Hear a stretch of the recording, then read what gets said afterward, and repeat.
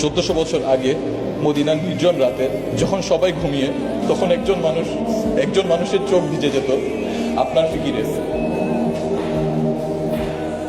আর আজ আমরা সেই উম্মত, তাকে কোথায় নিয়ে দাঁড়িয়ে আছি। একদিন তিনি সাহাবীদের মাঝে বসে হঠাৎ কেঁদে বললেন, আমার ভাইদের সাথে সাক্ষাৎ করতে বড় ইচ্ছে হয়। সাহাবীরা অবাক হয়ে জিজ্ঞেস করলেন, ইয়া রাসূলুল্লাহ, আমরা কি আপনার ভাই নই? তিনি বললেন, তোমরা তো আমার সাহাবী, আমার ভাই তো তারা যারা পরবর্তীতে আসবে, আমাকে না দেখেও তারা আমার প্রতি ঈমান আনবে। তিনি আপনাকে ভাই বলে সম্বোধন করেছেন।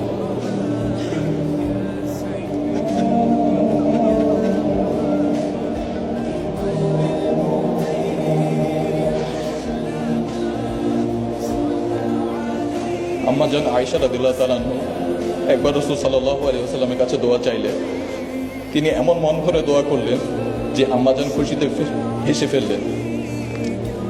নবীজি তখন জিজ্ঞেস করলেন, আয়েশা, আমার দোয়া কি তোমাকে আনন্দ দিয়েছে? আম্মা জান বললেন, অবশ্যই। তখন তিনি বললেন, আল্লাহর কসম, আমি প্রতি সালাতে আমার উম্মতের জন্য ঠিক এই দোয়াটিই করি।